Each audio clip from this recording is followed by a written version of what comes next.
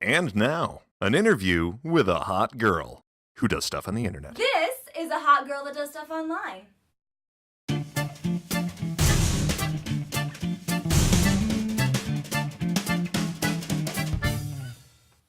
Jenni Powell did this. Hello, everyone. As you know, my incredible older sister has landed herself an equally incredible new job in New York.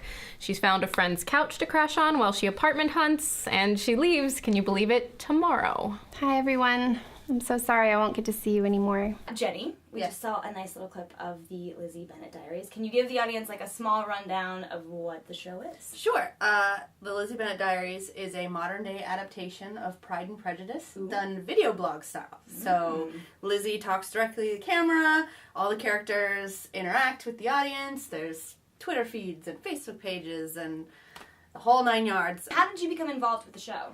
I am good friends with Hank Green, who is one of the creators of the show, and then Bernie Sue, who's the writer of the show. I had actually been talking to Hank Green about this idea of adapting a novel to the internet for a while. And he said, you know, the one thing we haven't tackled yet is literature. Like, how do we do that? The original idea was The Diary of Anne Frank. So I took the first episode of Lonely Girl and basically just watched it a million times and kind of rewrote it as if it was Anne Frank speaking. We shot it as a concept. We showed it at UCB. People were like, this is so funny. Oh, when are you going to do the rest of the show? And then one of my people I was writing it with said, well, you should throw it up online. Just, we have it. Like, put it up. So the Lonely Girl fans found it immediately and asked for more. And I was like, okay, this is going to be really tricky because it's touchy. It's very touchy. Right, it was a comedy parody. I was playing Anne Frank. I have a deep love and respect for Anne Frank. Always have since I was a little girl. So I was like, I think if I just make sure my heart's in the right place, I'm not taking it too far, and I keep it fun and light, I can be okay. But Hank Green was in that community as well, and he saw what I was doing. And so years later, you know, in talking and working together, we were already working together on VidCon, and he was like, do you think it's even possible? Like, as someone who works in that material, like, how did you get away with it? And I was like, well, there was a couple things that I have that we can't do with her actual journal is one, how do you actually translate her journal modern day in a way that it can make the same impact? We don't have anything to really compare that to. Right. Because we're all very lucky and we, knock on wood, have learned from our mistakes and nothing that horrible will ever happen again. Absolutely. The other issue was Anne Frank is not public domain.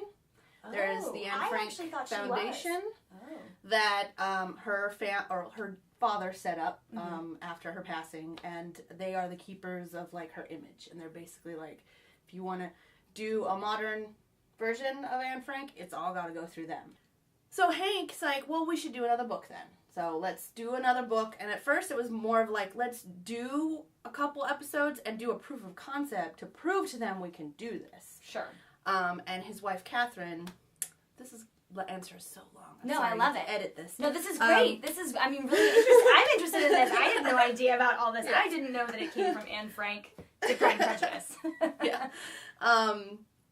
So to sum it up, Pride and Prejudice was his wife's favorite novel. You've got your hands in the internet. I mean, you're like feeling that internet. Here, we'll go back to this again. You're copping a feel with the internet. Mana. What's your ultimate goal? Like, I mean, you've been doing this for a while. People know you. People know your name. People know your work. Like, big time goal. You want to obviously still do internet stuff, but like, ultimate life goal.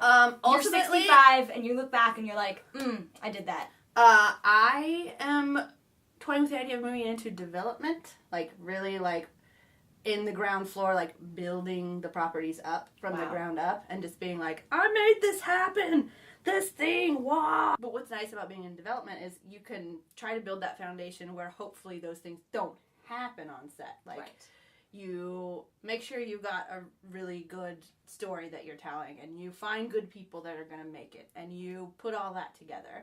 I feel like that's something I could be really, really passionate about and like really excites me. So development specifically with the web, or do you think you want to sort of do like a duality thing and hit TV land and hit... Hey, I'm land? open to whatever as long as I'm not moving tapes from one room to another.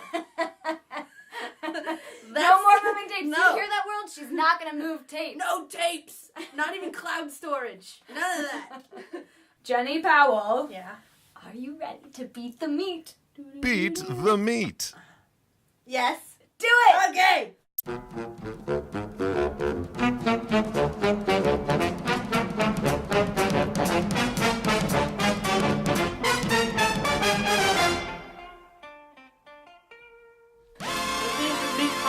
Just happened. Beat the meat. Meaty, delicious, yummy. Guys, thank you so much for tuning into the Meaty Grind. I'm your host, Sarah Fletcher. Make sure to check out our new content on Tuesdays. It's going to be So You Think You Can Make Love. It's going to be a good one. This is Jenni Powell. And remember what Mama says. Always have a fallback plan.